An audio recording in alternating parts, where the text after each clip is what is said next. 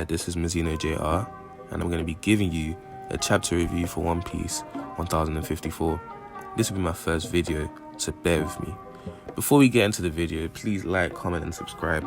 Also, don't forget to turn on post notifications for more One Piece content.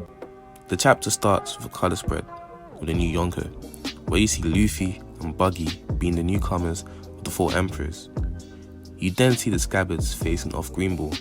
Considering how easily he took care of King and Queen, even though they were injured, it should be pretty easy for him since he's an admiral. Speaking of admirals, I like the 3 original admirals including Fujitora. I liked the way the characters were. Aokiji was a strong guy but a laid-back person as well. Akainu was hot-headed but had a crazy sense of justice. And then Kizaru, he was just a lazy and nonchalant character but still very likable. While Greenball looks like he's just an Akainu stan, just reiterates what the Celestial Dragons say, talking about them being gods and putting non-affiliated nations in their place. You then see Momonosuke try to fight Greenball as he's trying to stand to the promise of protecting the people of Wano. But now to the best part of the chapter, Oda finally revealing the character of the most hype with the least screen time, Shanks, looking at Luffy's bounty as he now has become a great pirate. We see a mini flashback of Shanks reminiscing his days with Luffy in the past and him sacrificing his arm. But now finally, when you think Oda will allow the reunion of Shanks and Luffy, Lucky Root talks about Bartolomeu destroying the Redhead flag and putting up the Straw Hat flag.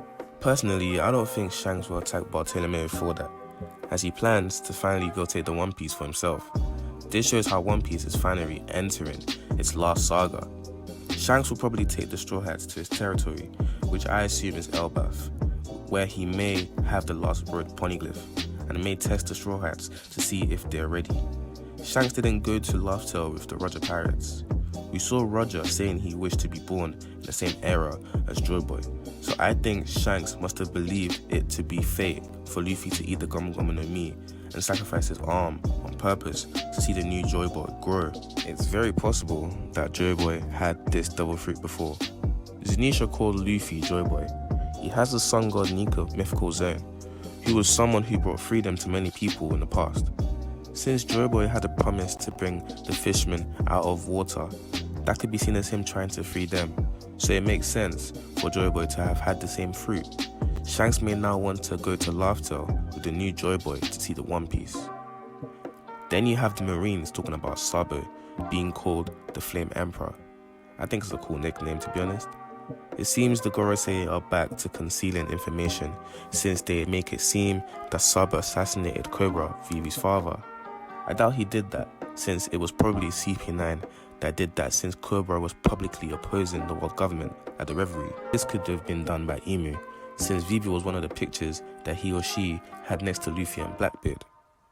The Marines' plan to manipulate information about Sabo might have backfired, because he's receiving a lot of support from other nations, which is increasing his influence and could also cause a rebellion. I do think that this could be the early signs of a war approaching. Emu possibly kidnapping Vivi could mean that a great cleansing is near. And that's the end of the chapter, so thank you for listening if you made it here. Please like, comment and subscribe and join me as we see One Piece coming to an end in the coming years. No break next week, so I should be doing another chapter review. And don't forget to check out my TikTok at Mazino_JR